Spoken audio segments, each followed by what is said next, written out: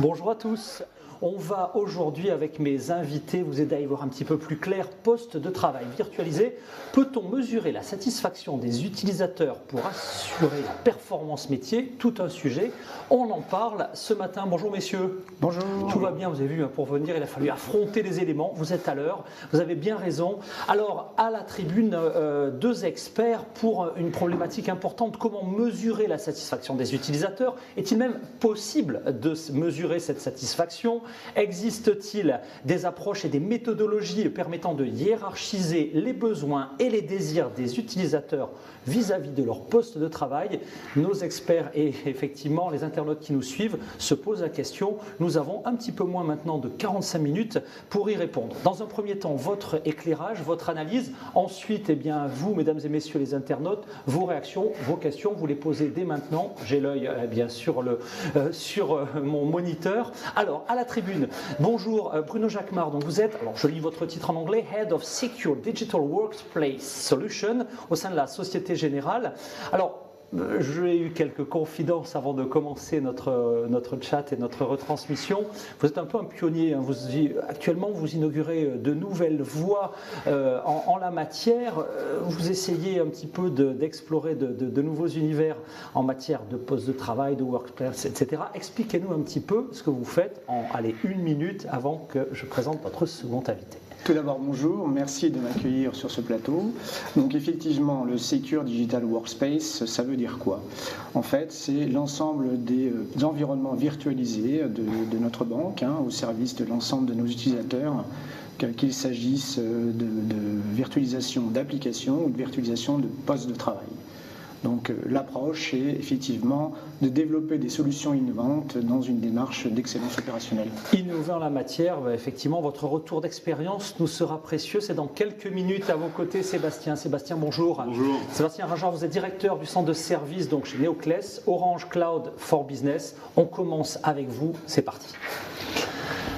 Alors, pourquoi placer la qualité au centre de la gestion du service? Ce qu'il faut comprendre, c'est que la qualité va mélanger des notions qui sont plutôt objectives, tout à fait tangibles et mesurables, et des notions plutôt subjectives, qui vont par exemple être l'expérience vécue par un utilisateur, l'adhésion par rapport aux besoins qu'il peut formuler dans son poste de travail. Ça, c'est le premier point. Deuxième point, dans la qualité, il y a les notions de base, la qualité de base, qui, elle, par contre, ne va pas être évaluée directement par les utilisateurs, elle va être évaluée si elle est défaillante. Et ensuite, il y a plutôt la qualité rendue, qui, elle, va être évaluée, qui va être basée, par exemple, sur la performance, l'adhésion par rapport aux besoins, la qualité de la relation aussi avec le support de son poste de travail peut rentrer dans cette ligne de compte. Donc placer la qualité délivrée au centre de la gestion du service, c'est quoi? C'est d'abord mettre en place les bons indicateurs de suivi qui vont nous permettre d'analyser, puis de prioriser les actions et de qualifier les impacts de ces actions sur la qualité délivrée aux utilisateurs. Tout à l'heure, on parlait rapidement de qualité de la relation avec le support du poste de travail. C'est quelque chose aussi à prendre en compte. C'est quelque chose qui est important pour l'utilisateur. Donc, on va s'inscrire dans une démarche d'excellence opérationnelle. Donc, il va falloir gérer un petit peu ces différents aspects. Oui, donc pour rebondir et effectivement aller dans le sens de ce que partage Sébastien, c'est d'autant plus important de pouvoir mesurer la qualité et essayer de trouver des solutions innovantes que moi je prends l'exemple des services que je délivre pour l'ensemble des clients de mon groupe. On est pluritechnologique, pluridisciplinaire, pluriculturel. Donc l'appréciation de la qualité, qu'on soit allemand, qu'on soit espagnol, qu'on soit français ou qu'on soit indien, c'est pas basé sur les mêmes notions. Donc il est important de pouvoir effectivement trouver des moyens de percevoir des signaux faibles, de pouvoir aussi mesurer en permanence si les prestations que l'on délivre correspondent à tel ou tel usage et à tel ou tel utilisateur. Des signaux faibles qui, j'imagine, en plus d'un pays à l'autre, n'émettent peut-être pas les mêmes, n'ont pas le même sens et nécessitent, j'imagine, des ressources assez importantes pour en décrypter un petit peu la nature. Enfin, vous allez... Exactement. Tout est basé aussi sur une approche de bien comprendre ce que sont que nos offres. Nous, on a, dans la démarche que nous avons entreprise au sein de Société Générale, qui est profondément ancrée dans l'innovation au service de l'expérience utilisateur, on a souhaité aussi bien maîtriser nos offres et mettre dans un deuxième plan l'expertise technique, quand bien même elle reste très importante et très influente dans notre activité de tous les jours. C'est pour ça qu'on a décidé de promouvoir 2 offres et de les animer vraiment comme des offres marketing avec des produits. Ça, c'est vraiment nouveau. C'est-à-dire qu'on est bien dans l'univers IT, vous êtes dans la bonne émission, la bonne retransmission, vous nous parlez de marketing. Je ne vais pas dire que pendant longtemps c'était un gros mot dans les staffs IT. Là, c'est vraiment novateur. Pardon de vous couper, mais je crois que c'est un point important. Oui, le côté novateur est surtout au service de nos experts. L'expert a souvent tendance à ramener ses préoccupations, ses sujets de discussion sur l'expertise. Dès lors que dans une approche d'accompagnement, on est capable de faire évoluer l'expert pour qu'il se projette as a user, comment on peut s'approprier les solutions qu'il met à disposition de ses utilisateurs et qu'on peut l'accompagner dans des types de démarches un peu innovantes, et bien effectivement tout le monde sort grandi de cette aventure et on voit, et je le constate au jour le jour, une forte appropriation des collaborateurs et notamment des collaborateurs de mon partenaire qui est Orange Business Services. Alors, quand on parle de qualité de l'expérience utilisateur, il faut prendre en compte 3 axes qui sont importants, puisque c'est ce que va attendre en fait les utilisateurs. Et quand je parlais de poste de travail, je ne parle pas uniquement du poste de travail, mais de son écosystème en général, y compris le support auquel il peut avoir affaire. Donc le premier axe, ça va être les attentes des utilisateurs. Qu'est-ce qu'un utilisateur va attendre de son poste de travail? De la mobilité, de la sécurité, ça c'est l'un des points à prendre en compte. Un des axes aussi qui peut faire partie de ces attentes-là, c'est l'autonomie. Il y a des outils aujourd'hui par exemple de self-care, ces choses-là qui peuvent permettre aussi d'apporter un besoin, de satisfaire un besoin utilisateur. On est dans une société où la personnalisation est très importante, aussi dans son environnement de travail. Et puis, on parlait aussi rapidement de l'écosystème et du support de l'utilisateur. Il y a un point qui est important, c'est la communication sur le cycle de vie de ce poste de travail qui fait partie des attentes de l'utilisateur. Aujourd'hui, dans toute notre vie quotidienne, par exemple, quand vous prenez le train, votre train est en retard, vous aimez bien savoir que votre train est en retard, qu'il y a un incident qui va être réparé. C'est pareil sur son poste de travail. Ensuite, il y a le contenu du poste de travail et le fonctionnement général des applications. Ça, c'est un point aussi important. N'importe quel service de support vous le dira, support utilisateur. Si vous avez une défaillance sur une application ou que celle-ci est un petit peu hors d'âge en termes de visuel, ça peut ressurgir sur la satisfaction de l'utilisateur sur son poste de travail. Et enfin, quelque chose qui est fait naturellement sur le poste de travail virtualisé, puisque ça fait partie de la gestion du système et de l'environnement, c'est la gestion de l'infrastructure et ses dépendances. Il peut y avoir des défaillances sur des couches très basses qui peuvent se ressentir sur l'expérience utilisateur. Oui, c'est tout l'objet de notre démarche en fait. Pour aller dans le sens de ce que partage Sébastien, aujourd'hui, au sein de Société Générale, on veut que le poste soit le plus mobile, le plus agile possible. En fait, le poste est le point d'entrée sur le SI, mais ce qui reste important, c'est l'accès aux applications qui sont mon métier de tous les jours et comment je sécurise l'accès à ces applications, notamment dans l'environnement actuel, avec tout ce qui est loi de programmation militaire, tout ce qui est GDPR. Il devient essentiel de garantir l'accès à ces applications tout en pouvant capter aussi les signaux faibles, maîtriser la gestion du contexte pour pouvoir tenir compte de plus en plus de contraintes extérieures et de plus en plus de demandes de l'utilisateur, et puis au milieu votre problématique. Tout à fait, avec un vrai enjeu qui est comment anticiper, comment être proactif au service de l'utilisateur, et comment quelque part être proactif dans le support, c'est-à-dire être capable de dire à un utilisateur: j'ai détecté quelque chose sur ton poste de travail, je vais prendre rendez-vous. Avant même que l'utilisateur perçoit les aspects négatifs, vous êtes effectivement... Tout à fait. Et donc, globalement, et comme je disais tout à l'heure, tout ça s'inscrit dans un contexte international. Et aussi avec la complexité qui est le modèle distribué. Dans mes équipes, nous avons un modèle d'exploitation qui est basé sur des équipes qui se trouvent à Bangalore, des équipes qui se trouvent à Paris, et d'autres équipes se retrouvent en relais dans nos différentes régions. Donc il faut pouvoir, dans cette approche-là, trouver une modélisation, une démarche d'ensemble qui, à chaque coin de la planète, va permettre à les utilisateurs d'avoir la même user experience. Il faut la trouver. Vous l'avez trouvée. Alors, je sais que vous êtes encore au stade du POC, mais alors, les territoires que vous explorez actuellement, justement, parce que ça a l'air quand même assez passionnant. J'aimerais pas être à votre place, parce que ça a l'air quand même particulièrement complexe. C'est un formidable challenge. C'est très très intéressant, hein, d'autant qu'effectivement, avec le partenaire OBS, en toute humilité dans cette relation, un partenariat qui dure maintenant depuis 6 ans, hein, qui progresse. Ça co-construit vraiment. Ça co-construit vraiment, co-construit dans une vraie démarche d'excellence opérationnelle. Nous sommes aussi innovants dans le sens où on a choisi, identifié pour nos besoins un outil de business intelligence qui permet de valoriser, de mettre en évidence les données que nos propres services et infrastructures manipulent. Oui, parce que là, on parle de nouveaux territoires. J'imagine qu'il faut en même temps qu'on explore le territoire, inventer les KPI comme les anglo-saxons, c'est vraiment les outils de mesure, la compréhension même de ce qui se passe. Donc, vous explorez un territoire et vous montez les univers pour analyser ça. Est-ce que vous pouvez nous donner si c'est pas top secret évidemment, quelques éléments d'analyse peut-être?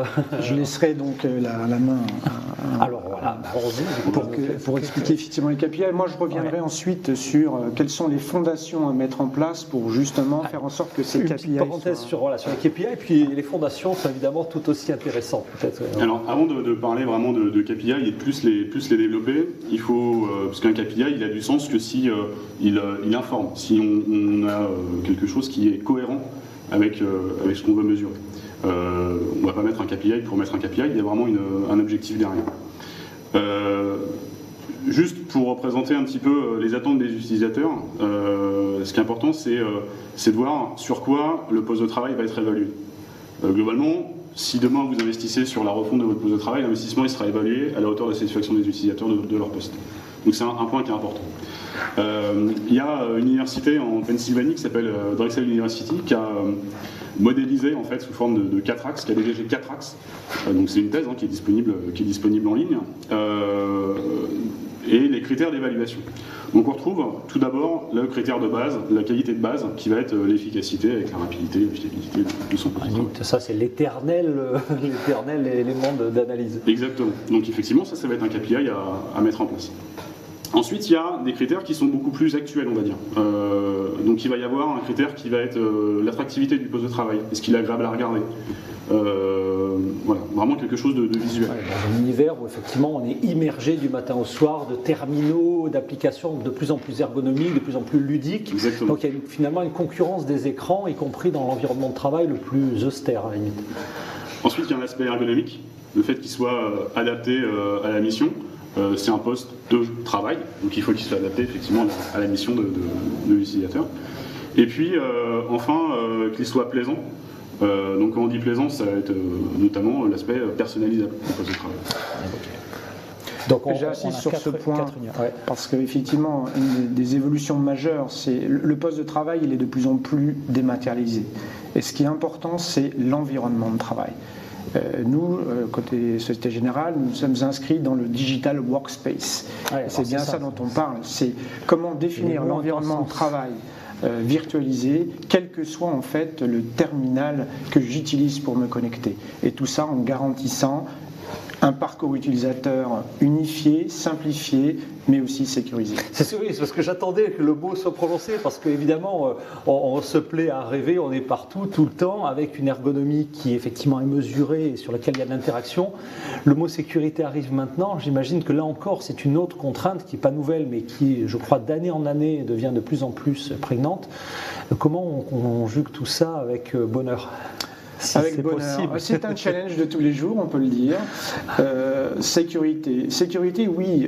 Déjà, la sécurité passe par comment faire en sorte de bien maîtriser ses clients, les clients de ses offres, leur contexte, leurs usages, et puis se projeter sur la face arrière, c'est-à-dire, in fine, ce qui est important, c'est comment ils accèdent à leurs applications, et encore plus que ça, quelles données bancaires, clients, ils vont devoir manipuler.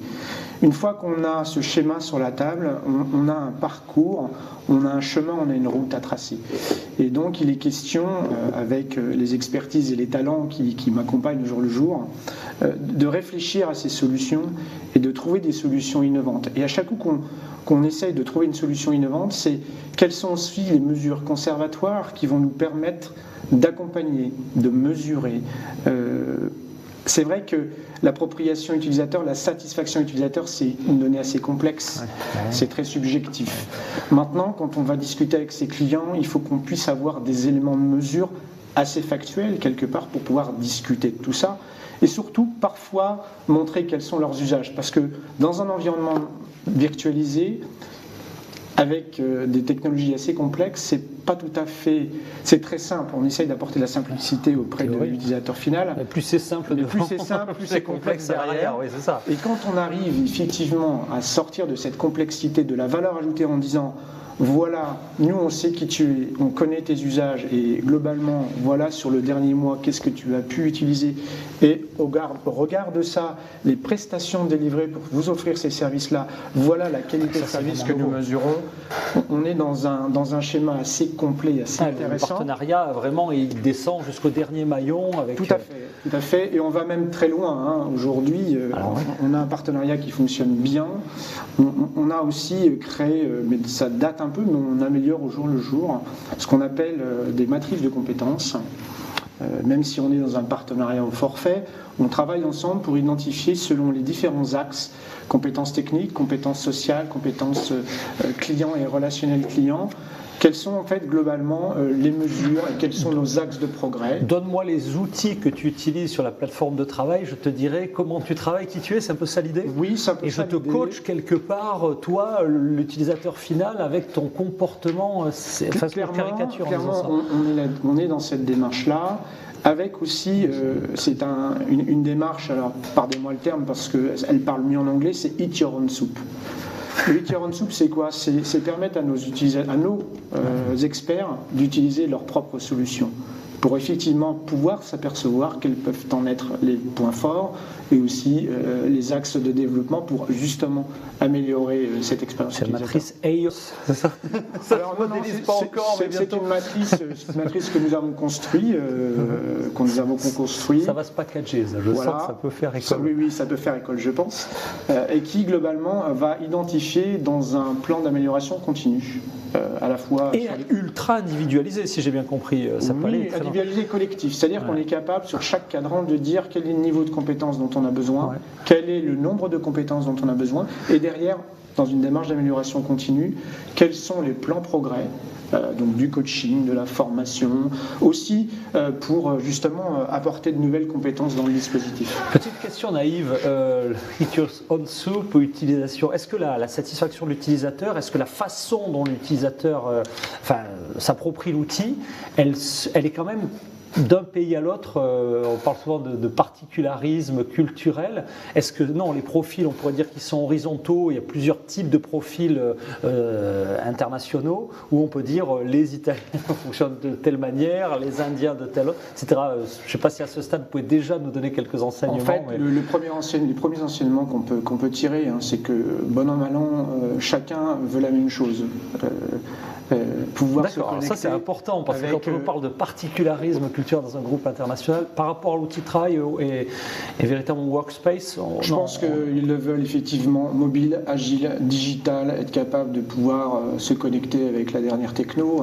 Ça va même jusque les écrans au sein d'une session HoloLens par exemple, qu'on a un peu aussi expérimenté. Après, ce qui va contraindre, c'est la sécurité et le législateur local. C'est le régulateur. C'est qu'est-ce qui nous permet de faire quand il s'agit effectivement d'accéder à des applications sensibles. C'est ça, des applications sensibles.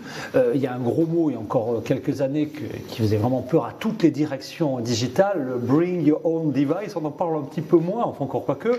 Aujourd'hui, est-ce que c'est encore un sujet? Quand j'entends, oui, c'est un sujet, c'est un enjeu, mais apparemment, il faut beaucoup de sécurité, mais ça, voilà. C'est clairement un sujet. Déjà au moins pour le groupe Société Générale, et puis je laisserai Sébastien partager. Plus généralement, oui, c'est ça, pour ses autres clients. C'est important.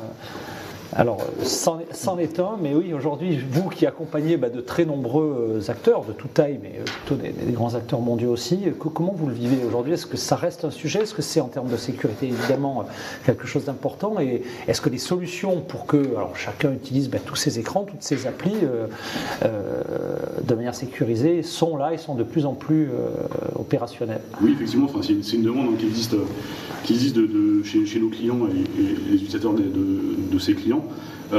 Il y a la nécessité aujourd'hui de pouvoir rester connecté et de vraiment pouvoir se connecter lorsqu'on a envie de se connecter, depuis à peu près n'importe quel device. Retour au sujet central, est-ce qu'on a tout dit? Je crois que vous aviez préparé un certain nombre d'outils et d'éléments structurants. Est-ce que le tour d'horizon a été effectué? Si on va juste, je voudrais faire un focus sur la partie KPI, c'est quelque chose qu'on avait abordé tout à l'heure, et toujours mettre en lumière la partie KPI vis-à-vis la modélisation des attentes des utilisateurs, parce que le sujet il est vraiment là aujourd'hui. Sur ce que vous voyez à l'écran, on a remodélisé rapidement les 4 grands axes des attentes des utilisateurs sur leur poste de travail. Ce qu'on voit tout en bas, c'est la fiabilité. J'en parlais rapidement en introduction. C'est quelque chose que l'utilisateur ne va pas évaluer, sauf si c'est défaillant. C'est vraiment l'attente de base. Ensuite, il va y avoir la performance. La performance, on est déjà sur de l'information. Ça nécessite la mise en place d'indicateurs ou la corrélation d'indicateurs qui sont déjà d'un bon niveau. Et tout à l'heure, M. Jacquemart en parlait. Aujourd'hui, la volonté, c'est vraiment d'aller au-delà. Donc on est vraiment sur l'aspect plaisant et ergonomique du poste de travail et surtout la prédictibilité des usages des utilisateurs. Et là, pour le coup, c'est vraiment dans une démarche d'un autre niveau. Déjà, le niveau 2, on va dire le niveau en gris qui s'affiche là, est déjà quelque chose d'assez difficile à mettre en place et à ressortir en termes de tableau de bord et de bonne information. Le niveau 3, vraiment, c'est vraiment un niveau qui nécessite aujourd'hui une vraie étude, et c'est une démarche qu'on a engagée, co-construite avec la Société Générale. Clairement, prédictibilité pour moi veut dire anticipation, et l'anticipation est l'enjeu important. Anticipation des usages, anticipation des évolutions, anticipation effectivement des potentiels incidents, et tout ça par une capacité à capter les signaux faibles. Les signaux faibles, et j'imagine avec des plans d'action qui ne peuvent pas concerner tout le monde tout le temps, donc effectivement avoir quelques profils un petit peu pionniers pour réagir par rapport aux premiers signaux faibles. Sur ces signaux faibles, là vous êtes vraiment dans un domaine extrêmement novateur, sans nous livrer tous vos secrets et gérer les enseignants. Est-ce que c'est quelque chose qui va, selon vous, devenir un des grands domaines d'excellence en matière de workspace, de poste de travail, d'expérience aussi utilisateur? Enfin, c'est des mots que l'on utilisait plus couramment dans l'univers du web, dans l'univers du commerce finalement. Et voilà, ce marketing utilisateur au cœur même des infrastructures IT, c'est un enjeu. Il va falloir devenir vraiment des mutants quelque part. Ça va demander aux ingénieurs d'être des ingénieurs, aux équipes IT vraiment d'être carrés, et puis aux hommes de marketing, je ne veux pas dire d'être des connecteurs. Il va falloir savoir tout faire finalement. Oui, tu veux introduire Mais aujourd'hui, en fait, effectivement, les utilisateurs, ils attendent la même chose de leur poste de travail et de leur vie digitale, on va dire. Ce sont des clients. Voilà, que de leur poste de travail. Et aujourd'hui, le vrai challenge, il est là. C'est-à-dire qu'un utilisateur, il va évaluer la qualité du poste comme il évaluerait son réseau social préféré, son application, son smartphone. C'est à peu près les mêmes enjeux.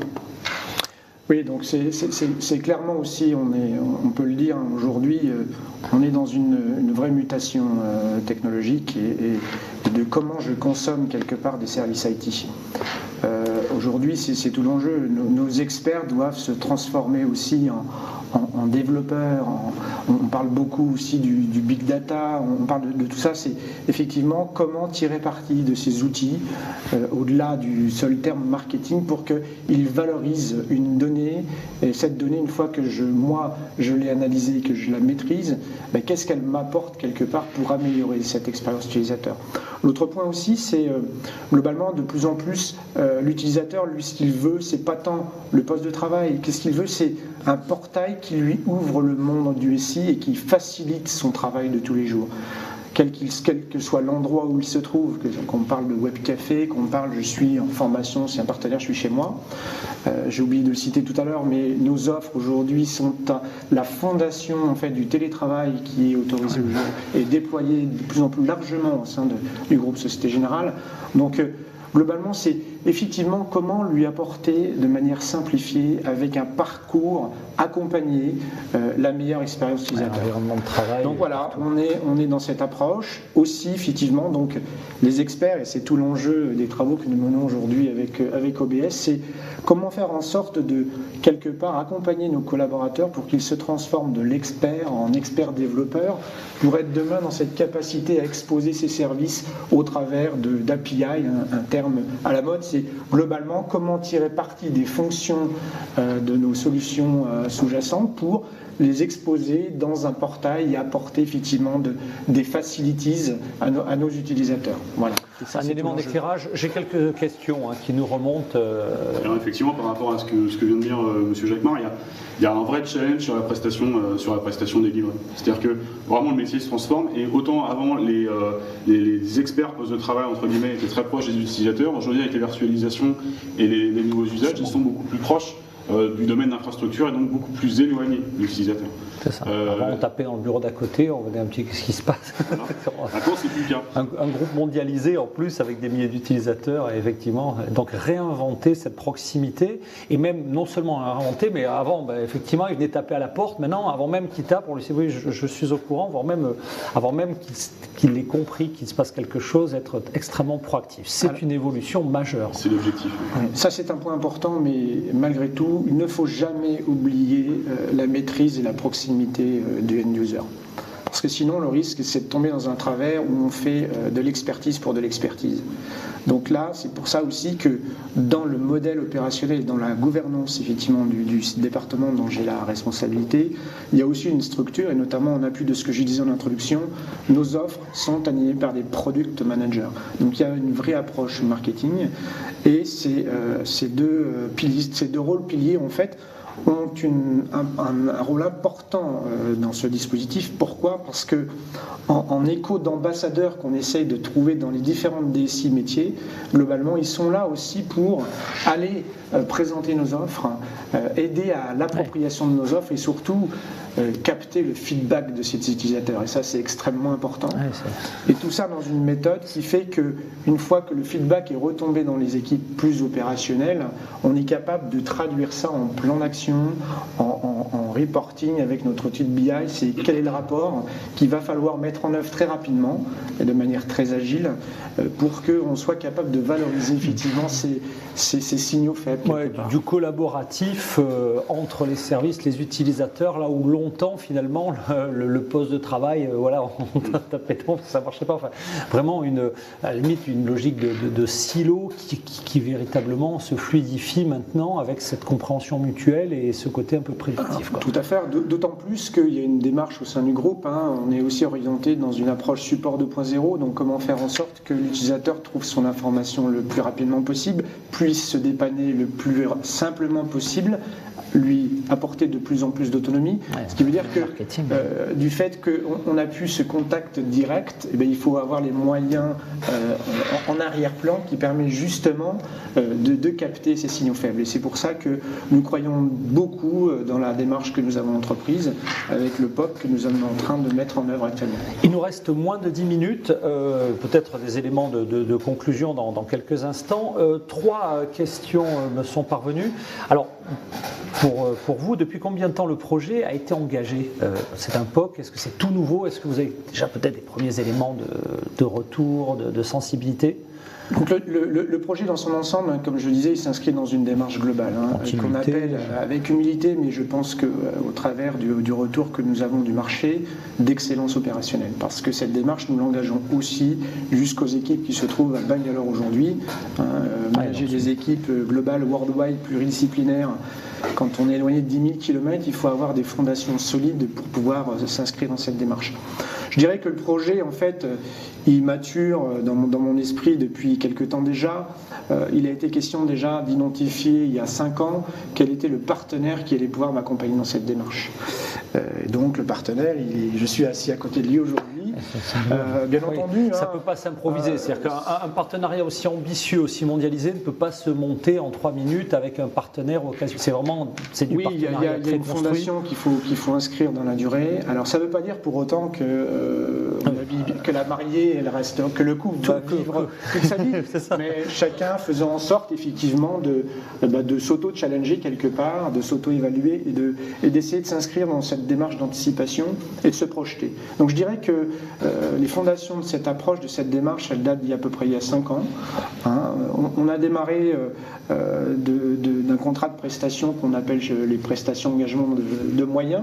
Donc en gros, OBS à l'époque nous mettait à disposition des prestations de services.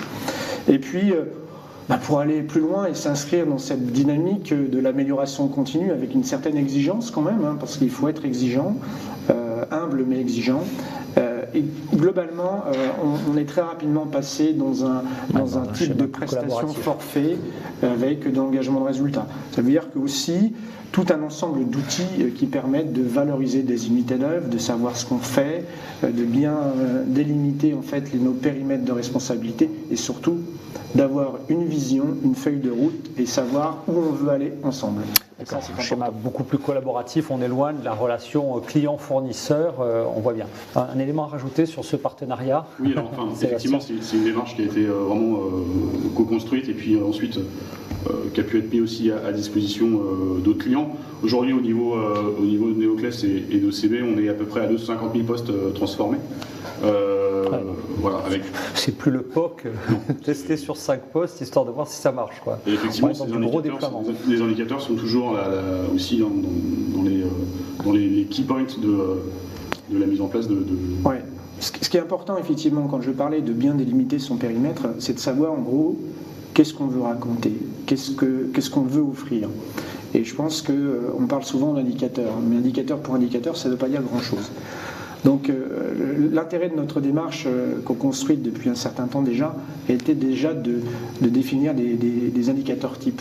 Donc chez nous, on a ce qu'on appelle des indicateurs périmétriques, où globalement on va essayer de cartographier un peu la périmétrie volumétrique. C'est quoi les volumes que nous manipulons. Ensuite, vous avez des indicateurs de qualité de service. Donc là, on va mesurer effectivement les prestations délivrées par notre partenaire. Effectivement. Et puis après, on va arriver vers les indicateurs clés de performance. Quels sont quelque part les indicateurs clés qui vont nous permettre de nous aligner sur ce niveau d'exigence et aller chercher au fur et à mesure des années un peu plus d'exigence parce que chaque année on réévalue à la hausse nos exigences. C'est le principe. Donc voilà, tout ça étant effectivement bâti sur de solides fondations et aujourd'hui avec une chaîne, je dirais une chaîne de commandement, qu'il s'agisse de mon board ou qu'il s'agisse effectivement des responsables contractuels côté EBS. On a vraiment une feuille de route avec à chaque étape la bonne approche, le bon outil et la bonne synergie. Et ça, c'est important dans le partenariat qui se développe. En tout cas, on en voit déjà les résultats de côté innovant. Question rapide, il nous reste moins de 5 minutes. Combien de personnes travaillent sur le projet ? Sur ce projet-là, donc particulièrement, donc ça concerne essentiellement les managers de mon service et les managers du partenaire.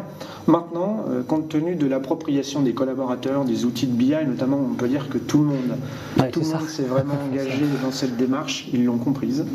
même jusqu'à Bangalore. J'étais encore cette semaine avec mon responsable du delivery local. L'user, vous êtes en train de me dire, l'user devient acteur finalement, il devient contributeur au même Dès titre lors que, effectivement, comme je disais tout à l'heure, le Eat Your Own Soup, c'est bien aussi devenir acteur des solutions que je développe. Donc on peut dire que tout le monde participe au projet, donc avec les responsables de la vision et du plan de développement, et puis ceux qui, au jour le jour, globalement, aussi permettent sont engagés et associés à fournir du feedback. Est-ce qu'on est dans la bonne approche? Est-ce que c'est bien ce que je vis au jour le jour, au quotidien? Et ça, on peut dire qu'on a vraiment les outils pour capter ça, pour aussi faire en sorte que l'ensemble des collaborateurs soient acteurs de ce mouvement avec une dynamique de confiance. Et c'est vrai aussi qu'on a la chance d'avoir dans nos équipes de vrais talents sur le périmètre de la virtualisation. Cette appropriation est vraiment super importante. Enfin, c'est vraiment un point qui a été mis en avant par Bruno Jacquemart, mais c'est quelque chose qui est vraiment très important. Et c'est ce qui va permettre aussi d'améliorer de manière continue ce qui a pu être mis en place. Les outils, puis la performance métier au final. Dernière question, constatez-vous déjà une évolution, alors je sais qu'on est au stade du POC, mais enfin, est-ce que vous constatez déjà une évolution dans l'adhésion des utilisateurs, des users? Alors, l'adhésion des users... On a un petit peu parlé. Mais oui. Ce qu'on voit, c'est pas tant l'adhésion des utilisateurs encore, mais c'est en gros l'innovation au sens des méthodes et des outils que nous avons mis à disposition. Donc c'est vrai qu'on a pas mal d'interlocuteurs en DSI qui veulent venir nous voir pour voir, par exemple, comment on peut tirer parti d'un outil de BI dans un chantier d'expérience opérationnelle. Concernant les utilisateurs, on compte beaucoup sur le POC justement pour capter les signaux faibles, parce qu'aujourd'hui, nous avions mis en place une approche parallèle qui est notamment un comité de revue de la qualité des offres où là on fait intervenir des représentants clients, des account managers qui sont en liaison avec les clients et qui captent dans les différentes réunions, dans différentes instances, des petits événements sur nos offres et qu'est-ce qu'il serait bon d'améliorer. Et là, on veut vraiment aller plus loin, pour plus de proactivité et surtout pour cibler globalement là où il y a lieu de mettre notre énergie en priorité de l'expérience digitale de nos clients. Parfait. C'était la dernière question. On arrive à la conclusion. Alors, je dirais comme il nous reste en gros 2 minutes, ça nous laisse 1 minute chacun pour conclure. Poste de travail virtualisé, peut-on mesurer la satisfaction utilisateur pour assumer la performance métier? Y a-t-il des points que vous auriez aimé traiter dans cet échange que vous n'auriez pas à ce stade évoqué? C'est le moment d'en profiter parce qu'après c'est terminé. Ou alors, si tout a déjà été dit, s'il fallait ne retenir qu'un point clé de conclusion, quel serait votre dernier conseil très opérationnel pour nos invités? Je vais juste faire 2 remarques qui ont été citées par M. Jacquemart. Le premier, c'est que dans cette démarche-là, c'est important de mettre en place les bons indicateurs et de s'appuyer sur des vraies méthodes de collecte et d'analyse de données. Et ça, c'est un partenaire qui peut vous l'apporter. C'est quelque part des mois de développement, mais surtout des années d'expérience qui n'avaient rien pour mettre en place ça. Et puis surtout, ne pas oublier la mesure des qualités des prestations délivrées, parce qu'in fine, ça va se ressentir sur la qualité perçue par l'utilisateur. Eh bien, un grand merci d'avoir participé à cet échange. Sébastien Ingard, directeur du centre de service Néoclès Orange Cloud for Business. Même question, même conclusion. La conclusion des conclusions, devrais-je dire. C'est à vous, Bruno Jacquemart. Oui, ce que je dirais, c'est avant tout avoir une vision. Avoir une vision parce que les collaborateurs, surtout les experts, ils s'attendent que quand on les engage dans ce type de démarche, ils comprennent le sens et pourquoi on devrait quitter un peu le champ de l'expertise pour aller plus se rapprocher côté métier et valorisation des offres délivrées. Une fois que le collaborateur l'a compris, il s'agit ensuite de trouver les bons talents. Et les talents, on les retrouve sur un marché très concurrentiel aujourd'hui dans le domaine de la virtualisation, avec peu de compétences du niveau attendu pour s'engager dans ce type de démarche. Donc c'est aussi une chance et une force d'avoir un partenaire comme OBS à nos côtés, même si globalement au quotidien, il faut se challenger pour aller chercher ces talents. Et puis je dirais la satisfaction d'aller au travail tous les jours pour globalement offrir à nos utilisateurs des outils qui les aident dans leur quotidien, tout en étant à la pointe de l'innovation, parce que nous avons des initiatives très intéressantes, et même un de nos plus gros éditeurs, qui s'appelle Citrix pour ne pas le nommer, bien entendu, reconnaît qu'aujourd'hui, au sein de Société Générale, il y a de la compétence, il y a du talent, et j'ai envie de dire que l'aventure continue. L'aventure continue, on a bien vu que ces nouveaux territoires sont absolument passionnants. Revenez quand vous voulez à nous parler de l'avancement de cette exploration au sein des mardis des experts du cloud. Cette émission est terminée, vous la retrouverez en replay et bien sûr votre portail préféré. À très bientôt pour d'autres sujets au sein des mardis des experts du cloud. Merci beaucoup, au revoir.